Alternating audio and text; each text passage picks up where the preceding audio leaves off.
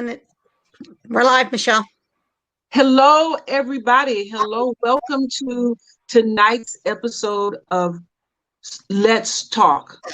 Tonight, we are talking with grief expert and counselor and author Cherie Barnes.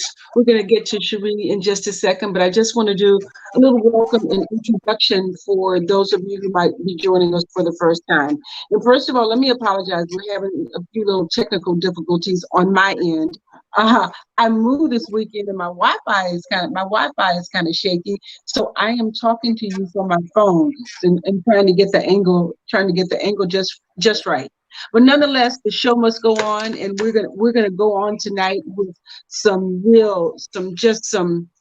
to your heart talk about stress, grief, and food. I can't wait to jump into the discussion.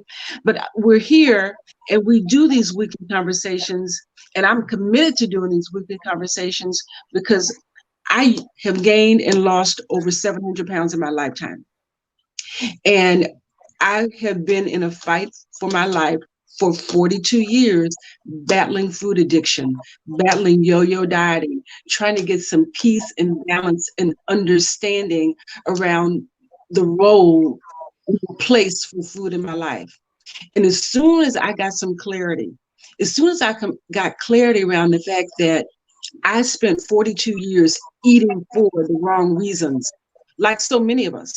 And many of us are doing it because when you look at the numbers, and I speak from the perspective of a Black woman, 4 out of 5 African American women are either overweight or obese. I used to be a member of that sorority, right?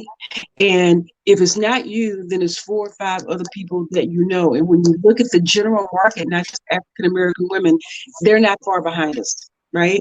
And this is an issue. This is an issue that we have got to get in front of for our own, so we can step into our own power, so that we can step into our own place, so that we can start having authentic relationships with the people. We can start.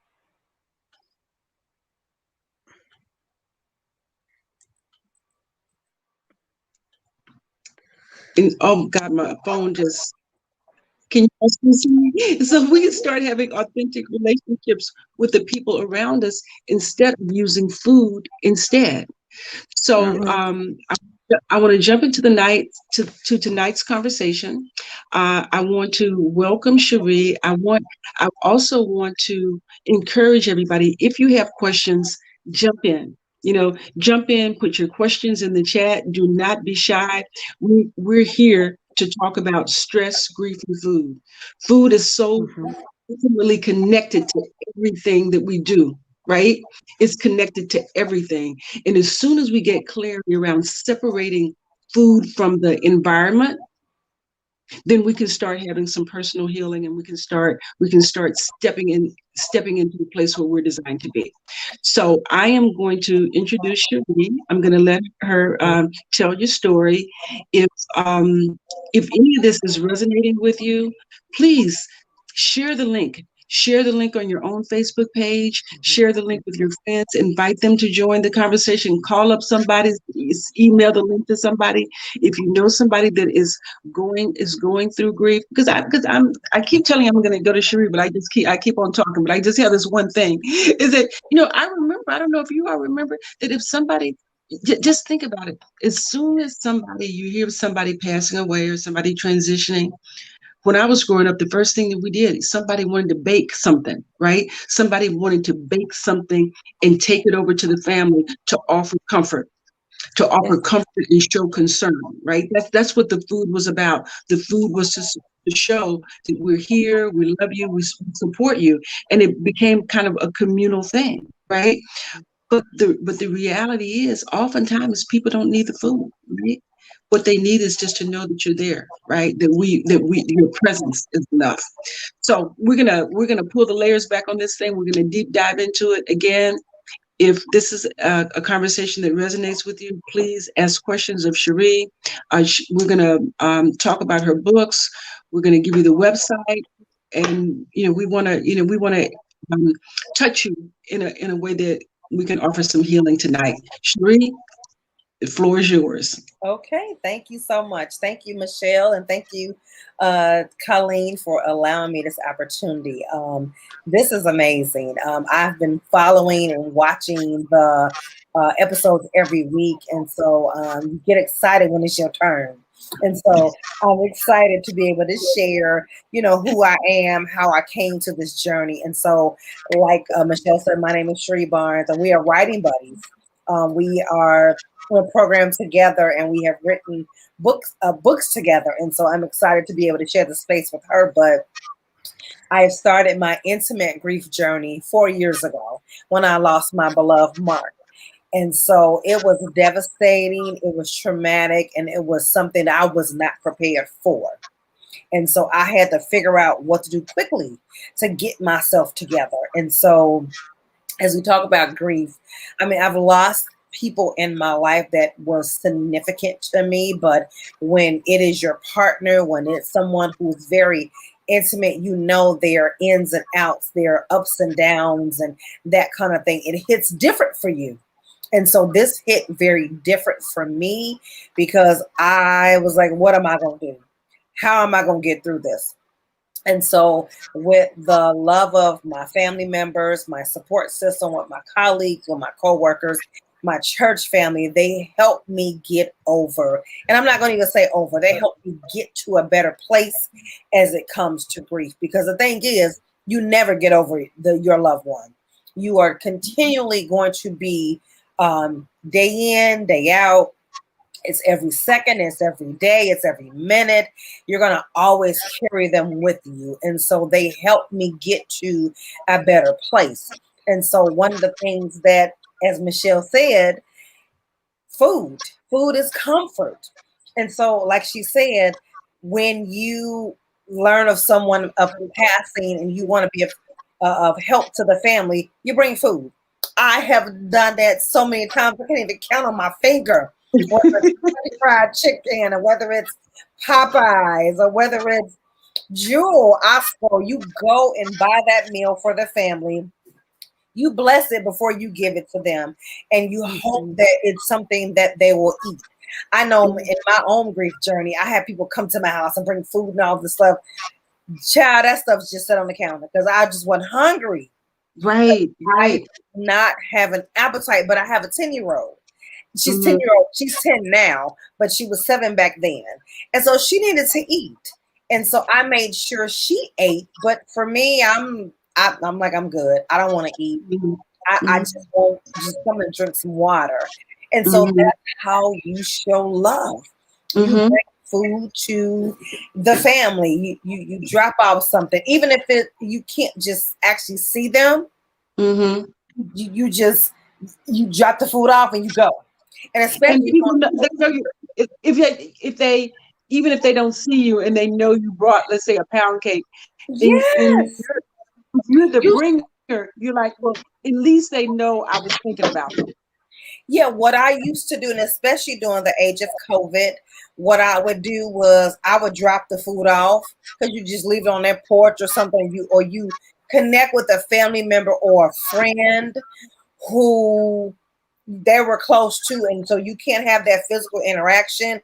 You just write a little note and stick it in the pound cake in the plastic bag or whatever. Say, hey, I'm thinking about you. I love you. I'm praying for you. And you just leave it. Right. And so that's what I would do. And so it just was amazing that I just had to do something, and food was love. And the thing, when I think about how food is connected to grief, I feel that like the food is love piece for sure, but I also feel like it's when someone transitions, to me that's like the ultimate thing that shows that you're not in control. That there's nothing that you can do, right? You can't bring them back, right? You're helpless. And at least you can't bring them back for the person, right? For the family, you can't do that. But at least, okay, I can't do that, right? But at Yeah. least I can do this. I can make something that'll be pleasurable for them. Yeah. That will distract them from the moment, Yes. or help ease the situation. Something sweet, something tasty is something pleasurable in the midst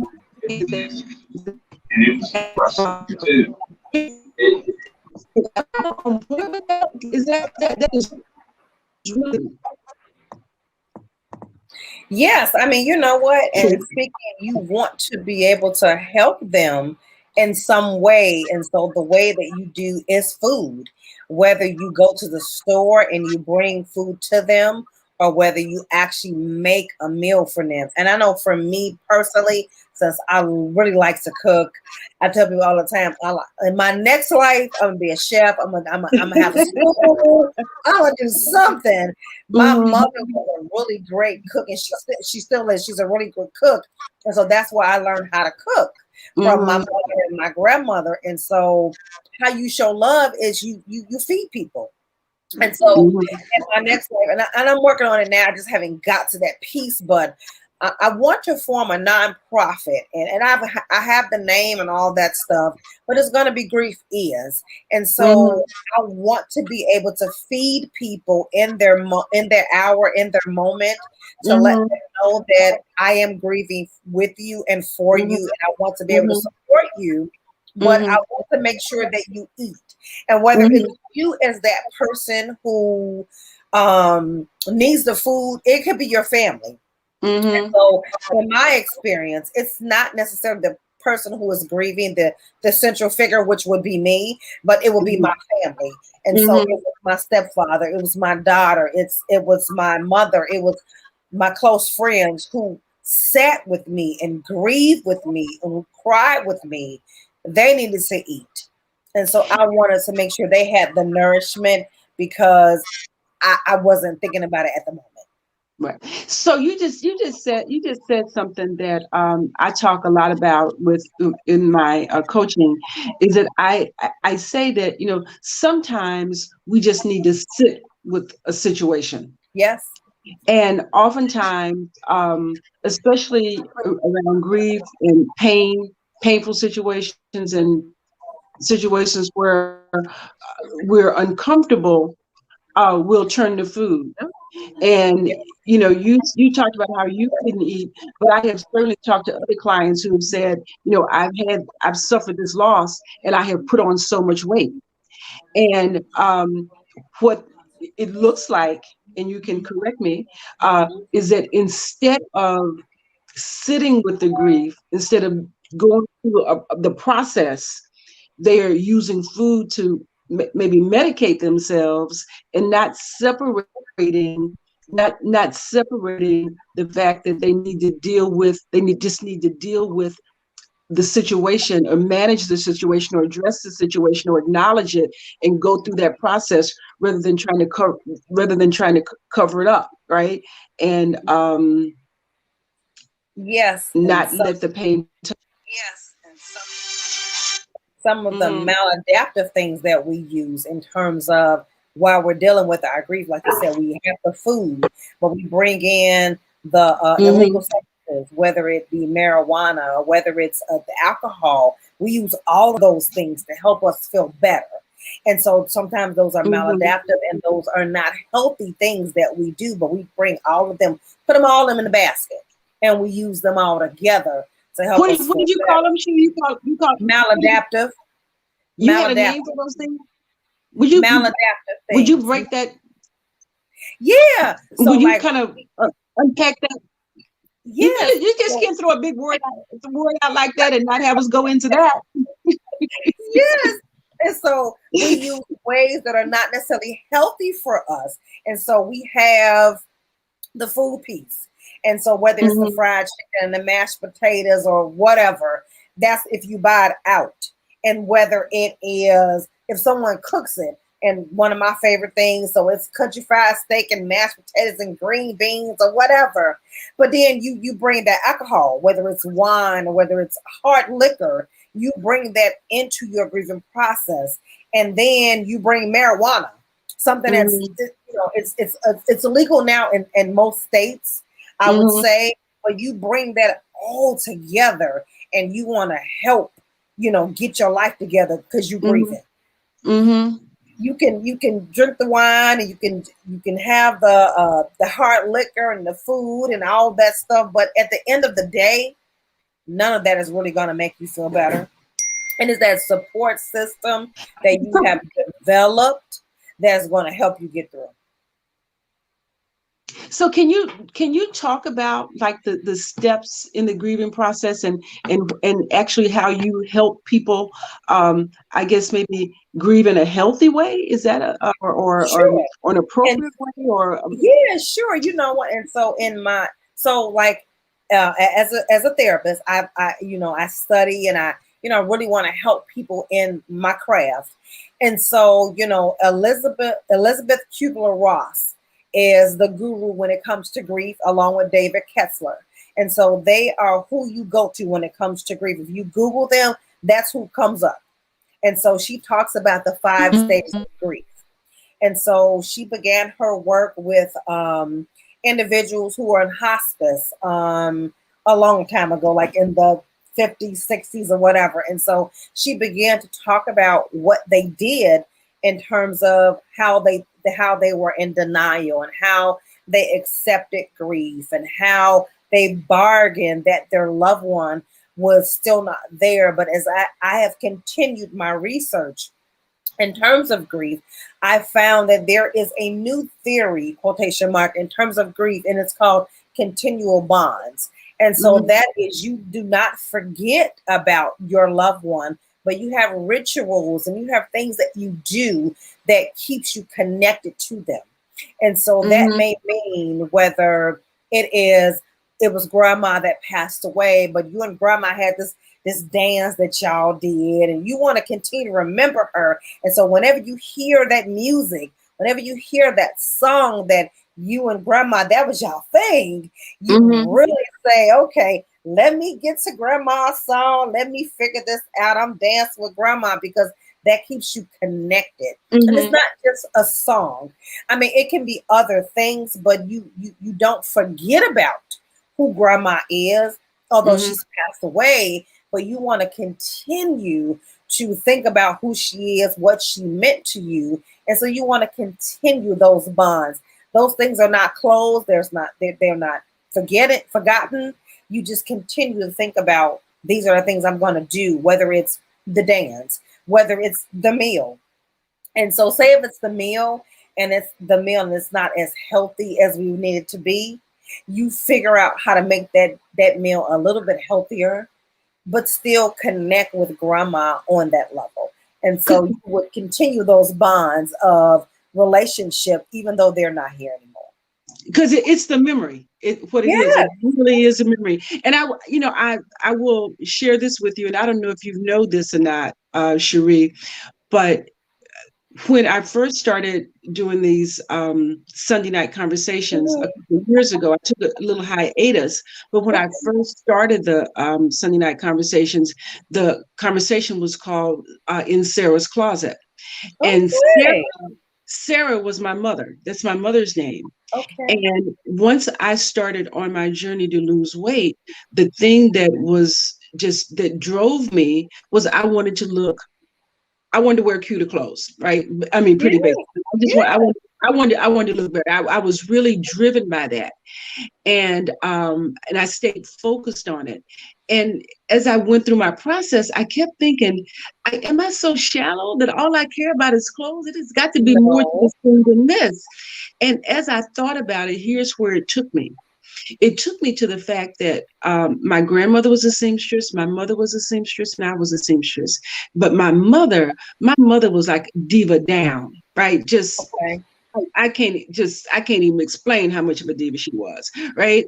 But when I didn't grow up with her, I grew up with my grandparents. And when I was a kid, my mother would always send me my school clothes at the beginning of the year that she made, right? So school shopping for me wasn't going to the department store, going to Sears and Yeah. anything like that. It was when the box would show up with all these clothes that my mother made, especially for me, that nobody else had. It was like it was like a big celebration.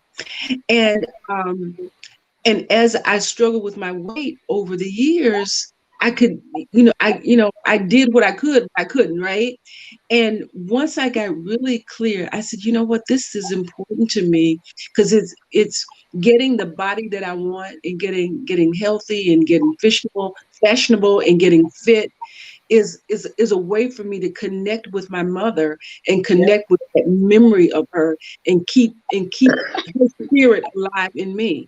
And that was my guiding goal. That was my guiding light that got me to the weight that I am now. And through that journey, what I figured out was that it was, in as much as it was about the clothes and what I wanted to wear, it was about how I wanted to show up in the world. Yep. And being able to really kind of cut through the clutter and manage food and understand that food is just nutrition, right? That it's not joy, that it's not companionship, that it's, as much as we use it as a symbol of love, it is not love, and that, we can't eat our way to any sort of peace. We cannot eat our way to peace. And when I figured that out, it became,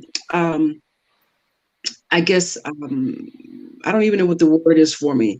It became just clearer. It just became clearer for me to make better choices and not be governed and pulled by food in ways that had nothing to do with eating or hunger. I mean, nothing to do with hunger.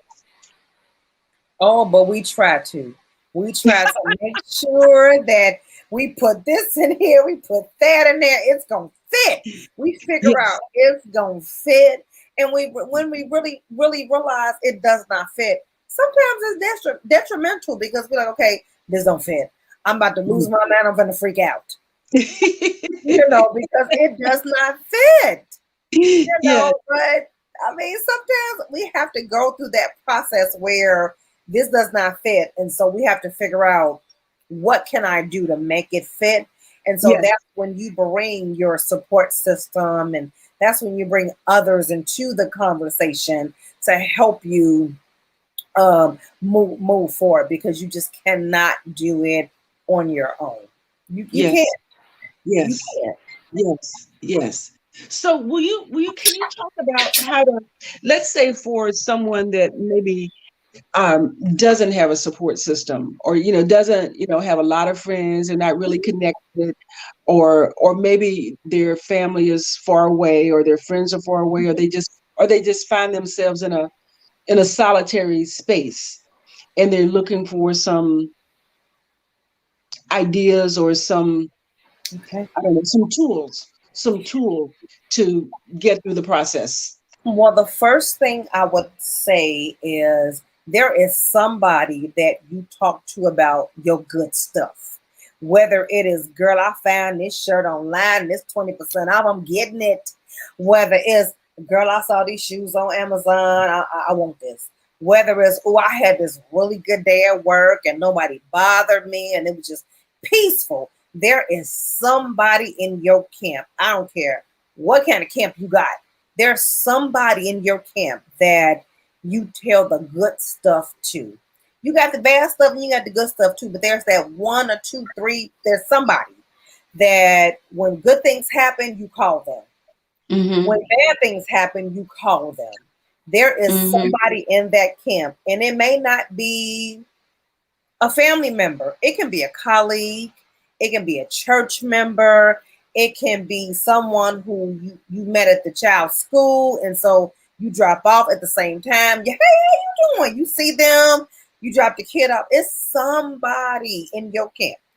And it's Mm-hmm. unconditional. Mm-hmm. Somebody that you have a connection to. That Mm-hmm. person can be your support system. And so what I tell my clients when I'm doing therapy is I want you to get a sheet of paper. Get that sheet of paper. I want you to draw a line down the middle, and I want you to write good and the bad. I want you to write who you talk to at the grocery store if you just wave to them. Not saying that's a bad thing, but someone you make a connection to. And so you're going to write all of these people's names down, whether it's the mailman, because I'm telling y'all, the mailman is the bomb right now. The mailman brings all the packages, all the packages. You get to know your mail carrier. During this last year in pandemic, I have learned to know my mail carrier. And so I'm excited when he comes because I got stuff coming. And so I can tell him, look, I'm gonna be out for a couple hours. Don't bring my mail this time. Don't bring my packages. He come the next day and he do it, y'all. I love my mailman. He do it. And so someone you formed a connection with, and like I said, it's the mailman, it's somebody. But you put on your sheet of paper who those people you are connected to. So whether it's the mailman, whether it's the child at school, and whether it's the circle of your girlfriends who they got your back, whether it's you actually work with them, actually you see them at school, you drop off. And so I'm looking at the comments, and so Miss Trinette said she had a circle of girlfriends that were her support system when her kids were small. And so it's somebody who you connect to. Doesn't have to be family, but like she said, Miss Trinette said it's her girlfriend. So you write down all those people. So it's the mail carrier, it's the girlfriend, it's the whoever, it's your pastor, it's your first lady. So in my grief journey, oh my God, my first lady was thebomb.com, and she still is. She still be asking, girl, you all right? And so you put those people down as your support system. And so you begin to make those connections with those people even closer if you have not. And so you allow those people to help you in your journey as you begin to move forward. That is beautiful. That is beautiful advice. Now, I think that I see a couple of people coming on that maybe have questions or comments, and I'm first of all, I'm too vain to put my glasses on right now, and since I'm on my phone, I can't see the tiny writing. So if there's anybody, Colleen, can you see the questions? Or does anybody have any questions that Cherie needs to address? I just addressed Trinette's comment. She had a circle of girlfriends that were her support system when her kids were small. And she also shared with us that when we talked about the clothes, her mom made her clothes as well. Oh, thank you for saying that. Oh Lord. So, I will ask you a question. Do you have any I don't know, advice or insight for folk who may find themselves eating instead of grieving? Oh yeah, that's me all day long, honey. How to watch out for that, or how to get in front of that, or maybe how to identify that's what's happening? Oh, that was me. All I wanted to do, and I really wasn't hungry, but I just needed something to do. And so when I would make my meals, but then I would pack up my meals for him. And so Sundays was our day. Of course, I would go to church on Sundays. He worked on Sundays. And so what I would do was pack his food up. So he would come over on Sundays, get his meal, and it would be multiple days meals that I would pack up. And so he always had food. He didn't have to worry about cooking. He didn't have to worry about buying food out or anything like that. So for me, after he passed, and I still do this to this day, and it's been 4 years now, I still cook the same way as if I'm cooking for this big family. I don't know how to cook for 2 people no more. And so what I do is I have to call friends and say, hey, come get food, because I just don't know how to do this. And I freeze a lot of food and I give food away because I just don't know how to do it. But I found myself just cooking, like I'm cooking for like the football team, and I'm not. So Cherie, I am gonna maybe switch hats. Although Yes, I'm not a therapist, not by any means. yes, I just yes. I Go just have ahead. I just I just have some insight in some things that I feel. And so when you just mentioned earlier about when someone passes, you how you keep the memory of them alive. You still do Mhm. things that you did together, although you don't forget the person, but you still Yeah, engage in those same activities. And yeah. so it seems like to me that the way that you still cook, the fact that you still cook in the same way, even though Mhm. Mark has passed, Yeah, is a way that you still honor that memory and how you get connected with him. absolutely. So here's the thing that I might recommend. I mean, if you're cooking and you're giving food away and you're sharing it and all that, that's lovely and beautiful. But if you're cooking it and then you find yourself eating more of it than you really want to, then that's another thing. That's the But issue. It is. so here's what I recommend that you try to do. Just one day a week, cut back. Whatever, whatever you think that you might want to make it. Let's say, and it could be like, if let's say you normally you make um meatloaf, mashed potatoes, and green beans, I just right? made that last week. Last Okay, Monday, that's what I made for dinner. okay, I had Brussels sprouts instead. oh my God, I love Brussels sprouts. Okay, so on Monday, let's say Monday is your cutback day. Okay. And so normally you might make, like I said, meatloaf, mashed potatoes, and green beans. All right, just make the meatloaf. Okay. Just, just make that. Just make the meatloaf just like you know. So all you need to do is break the pattern, right? Okay. So I next got my pen. I'm writing this down, Michelle. I'm gonna write this down. or if just making the meatloaf is too much, just make the meatloaf and the green beans, or the meatloaf and the mashed potatoes. Don't make all three Hmm. things. Hmm. All right, and do that one day a week. The next week, do it on Monday and Friday. Just make two Okay. things. Just cut back one thing. By the Okay. end, by the end of 7 weeks, you're now just making those two things you've automatically cut back. Well, Okay. when you go through it again, then you can still make all the things, but now since you're used to cutting back, you can cut back on the portion. So Yep. rather than go back one day a week, just cut back on the portion. Okay. Cut back, cut back on the portion, and now you're easing yourself into it. And then once you go through the process, if you decide, all right, on Sundays, I'm gonna cook like I normally do, Mhm. like I used to. And Sunday is the day that I honor his memory. So one day a week, you do the big thing, but the Okay. other days of the week, then you're doing it in moderation. That's great advice. So so That's try that. You great. still stay connected. You still stay connected. You say Yeah. you save on your grocery bill. Yes. Yes. Yes. I have to call my friends and come get this daggone food. Or I'm dropping off food or something because I cook too much. Yep, you're right. That's So great. and so here's another way you do it, is it don't cook every day. If you cook a big meal, if you still want to cook the big meal, then make that big meal last several days. So just Yes, cook on I Monday, do. Wednesday, and Friday. Yeah, I'll do. cook the I same do. amount, and then well, yeah. So that's another way to accommodate it.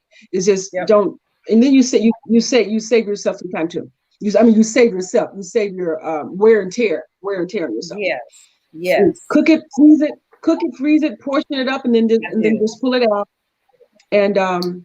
you can get in front of the thing. You can get in front of it. Yep. I can get in front of that. Thank you so much. I appreciate that. Yes. All right. So do we have any other questions? And Cherie, I want to have you back, and I hate to cut it short, but my phone is starting to go out, Oh and no, no, I totally understand. No, I totally understand. No, thank you for allowing this oh, time. No, we still have we still have a little bit of time. I think maybe Oh, okay, gotcha. we can go a few more minutes, but I don't Okay, want to just like have for it to abruptly end, and people okay, are like, gotcha. what happened? I'm sorry. Okay. You said you had something else you were about to say. No, I was just gonna say No. that is a good suggestion in terms of like the cutting back and freezing the food and that kind of thing. I find myself doing that. So recently, when I thought I was not going to be able to celebrate Mother's Day with my mother because I thought she was not going to be able to eat the meal that was prepared at the restaurant, I had food in my freezer that I know she could eat. And so I said, okay, well, I know I got greens in the freezer. I got this in the freezer. I got that in the freezer. I mean, I know she can eat this. And so I was prepared to take it out of my freezer to be able to have a full meal for her for Mother's Day to be able to eat if she couldn't eat the restaurant food. And so, Right. yes, I'm the freezing. Yes, I was ready Okay. for it. Yeah. Have freezer will be prepared. Right. Yes, ma'am. I was ready to be able to make sure my mom had her meal for Mother's Day in spite of. So I was Oh, ready. baby. I That's was good ready. stuff. That's good stuff. So for anybody that might have just joined in, I want to just let you know that our conversation tonight is about stress, grief, and food. And really, what stress is. People say, "Oh, I'm a stress eater. I'm a stress eater." But here's the thing: what stress is the result of a situation where we feel like that we don't have any control. Yeah. And so the stress comes from a feeling of helplessness. And the way to get in front of that is to deal with the situation. Deal with the situation, come up with an answer, come up with a solution, and then you minimize the stress. And then you don't have that, then the eating doesn't become the response. Because the reality is, if we respond with food to a stressful situation, until we solve the problem is still going to exist. The stress is still going to exist. Food does not have any superpower. The only power that food has is the ability to cure hunger. That is the only thing that food can do. And we call it comfort food, but ultimately, when we turn to food for comfort instead of people for comfort, then food ends up being discomfort food. So whatever temporary reprieve we might get, it is just temporary.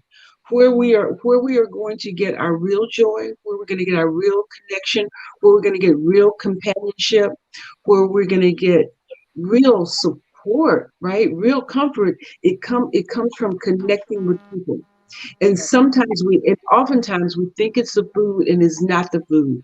And by going to food instead of going to the people that are close to us, going to our friends and family, it ends up taking us longer to get to the answers that we need because we take the sidestep to the macaroni and cheese, right?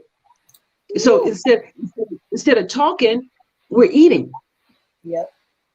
Instead of talking, we're eating. Instead of just sitting with the situation and trying to maybe think about what a solution might be, we're eating. And once we get really clear on that, sometimes it's okay to be uncomfortable. Sometimes it's okay to feel some pain because when we feel the discomfort and when we feel the pain, it forces us to find an answer. Yeah. So if we're sitting around masking our situations so that we're buffered for them and trying to feel comfort and use food to give us some pleasure, then it blocks us from finding answers as quickly as we could because we're not in the situation. We're not dealing with it authentically. So the onus is on us is to start learning how and start figuring out how to put food to the side and just use it for nourishment and nutrition and access our own power and authenticity by connecting with people rather than with food. And it happens in grief, right? It happens in our relationships, it happens in work. It touches us in so many places. And every Sunday night, we're just going to peel it back. We're going to peel back the situations. We're going to talk to real people because this stuff is real, right? This is real stuff. So I'm sorry, Cherie, I just got carried away. No, go ahead. No, go right ahead. So before my phone runs out, I want Cherie to uh, give us the title of her books, right? Because she mentioned that we were in writing, we were writing partners. Give us your website. Give us a way for viewers to connect with you, because we want them to be able to get any sort of information if it can help them in their journey. Okay. My you can look me up on Amazon.com. Just put in my name, Cherie Barnes, and all of my books will come. If not, you can go to bit.ly Cherie Books. I have two websites. My author website is CherieBarnesAuthor.com. And so the website I use for people who want to engage with me in therapy is the Healing Group Community LLC.com. Wonderful, wonderful. Did y'all all get that? I hope you did. Just remember Cherie Barnes. Yes. Cherie Barnes. Just Google me.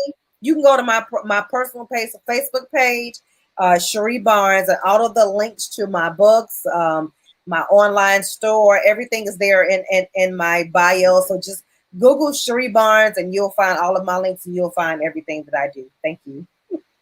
Wonderful. And if for some reason you forget, who was that? Who was that she was talking to on Let's Talk?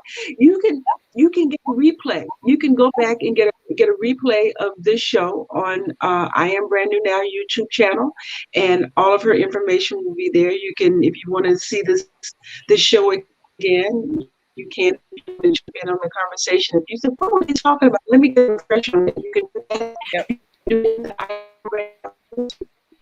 So if you find yourself in for the wrong reasons, right? Join the I Am Brand New Now Facebook group. If you find yourself that you're an emotional overeater, you're a stress eater, you're looking for some clarity about reasons to eat and some ways to do that, to manage food. So here's what we do. We manage food, but we have relationships with people. Yep. Say that again. We manage food, our relationships are with people. And if you want clarity around that, we do truth telling, we do truth talking about it.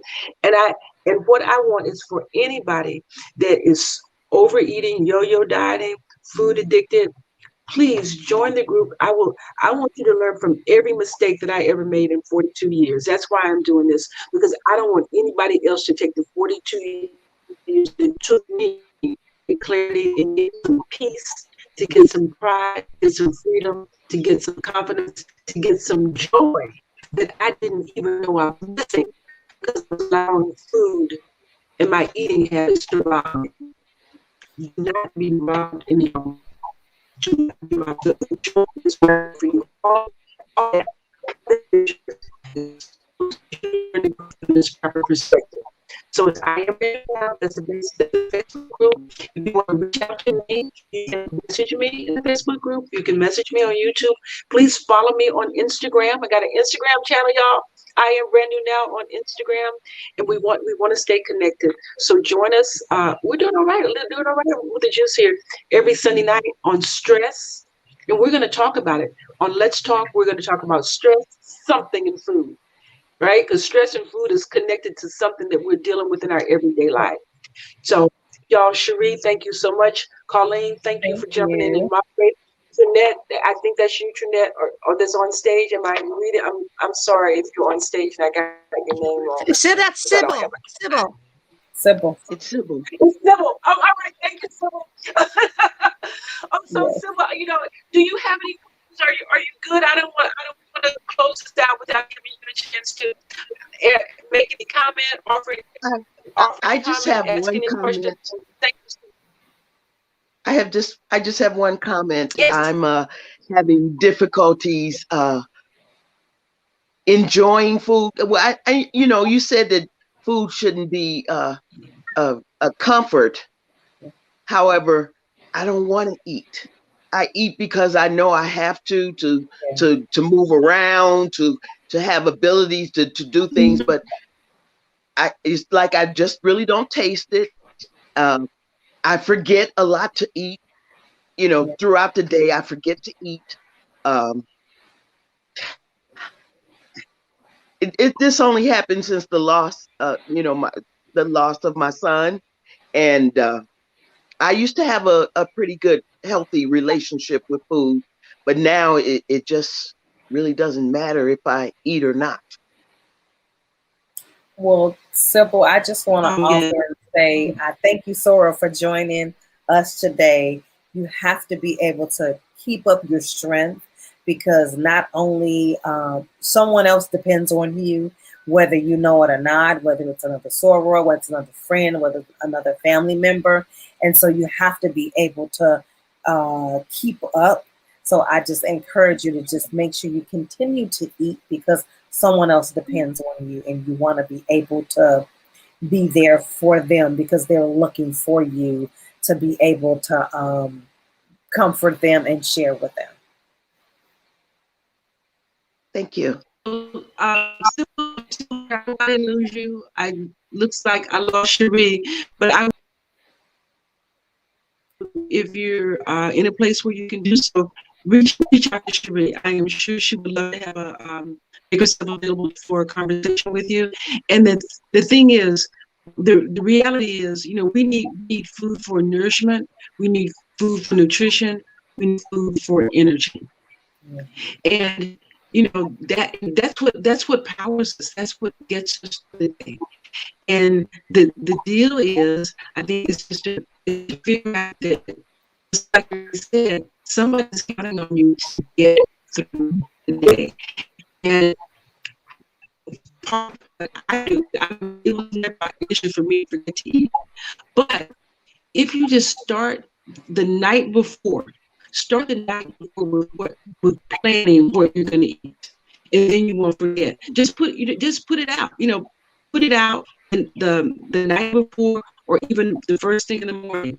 But if you do the night before, okay, for breakfast, I'm going to have eggs. Then at noon, I'm going to have something else. I'm going to have a snack in the afternoon, and then I'm going to have something to eat. Plan it out the day before. And what happens when you do it the day before is that your subconscious will go to work to help you. I do that, Cherie and young ladies. I do that, and then I wind up not eating it, and I throw a lot of food away because I unthaw it and everything, and I have good intentions. I'm going to make tacos tonight, I forget. I go to sleep, and I wind up 2 or 3 days later having to throw it away. Do you use your telephone to put reminders in your phone? I do for my medication. But I don't do it let's for try meals. For your food. That's a good idea. Let's try it for your food as well. Yes, I do reminders for everything in my phone. Connect it to your medication. Yes. Please, I hope you do that. I hope you do that. All right, guys, I have a little more juice than I thought that I was going to have. Thank you so much for joining. Thank you, Colleen. Thank you, Colleen, for moderating. Sybil, thank you so much for your question, your comment, because I also think that there's likely somebody else is viewing that had that same question, and your question helped them. Cherie, I'll see you in group on Tuesday, Wednesday, next time we meet for writing. Thank you. I want you to come back. Good night, everybody. Okay, good night. Good night. Bye-bye.